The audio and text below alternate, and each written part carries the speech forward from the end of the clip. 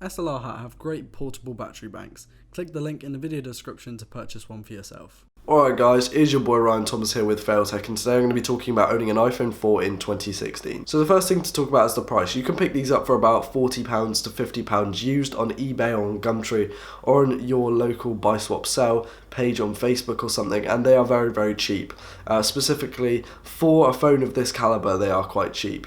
But we'll get into some things that are good about it and that are bad about it. I personally did own an iPhone 4 back in the day. I had a white 8GB model, and my friend Jazz has a black model today that we're going to be showing off in the B-roll. As little B-roll as we've got, we are going to try and use it. So this is going to be really quick. Camera, I've got my notes here on my phone. Ironically on a modern iPhone. The camera is not horrific, which means the camera is pretty good. Now, Jazz doesn't expect much from phone cameras, but the phone camera is not horrific. Obviously, it's an iPhone, it's going to produce some decent quality photos. Nothing on today's phones, but still very, very good nonetheless.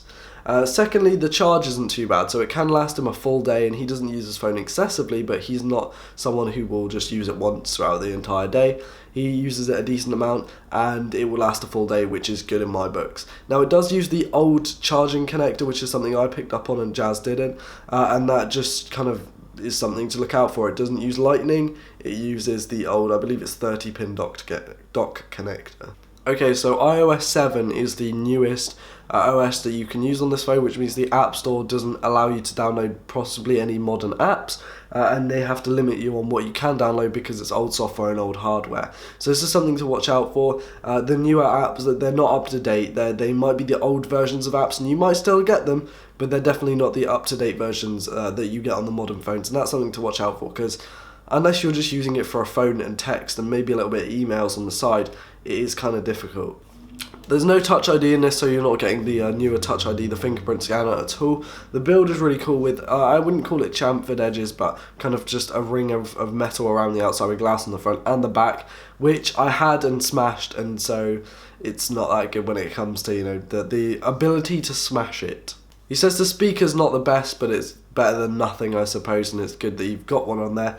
And overall, I'd just call this phone, I don't know, if you're spending £50 on this, I'd say save up £70 or £80 and go with something like an iPhone 5, you know, like a lower quality iPhone 5 or a Nexus or something, or a Galaxy S3, which I have reviewed on the channel in the past.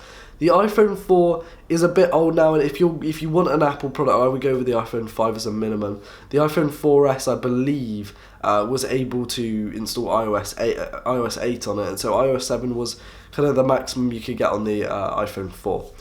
Sorry for this really quick video, guys, but I, as you can tell, feel really, really ill, and it's not the best. Hopefully you have enjoyed. My overall verdict is I wouldn't buy one because they're old and the software is old and it doesn't allow you to buy new stuff. And if you want to keep the phone for a solid year, then you will be out of luck. I wouldn't think that it was a really wise decision to go out and buy an iPhone 4.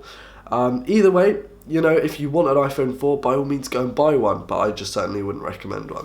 Thanks for watching, guys, and we'll see you in the next one. Peace.